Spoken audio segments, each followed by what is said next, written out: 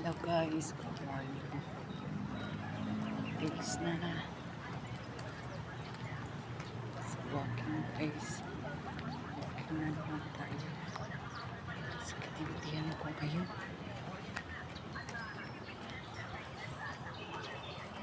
Guys.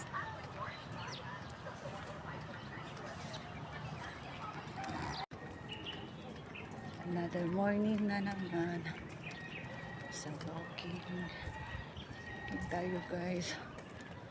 Kasi hindi talaga pwede palaging nasa bahay. Sana mag-normal yung laboratory ko next month. Iwasan lang kumain ng mga bawal. Ayan na guys. See you later.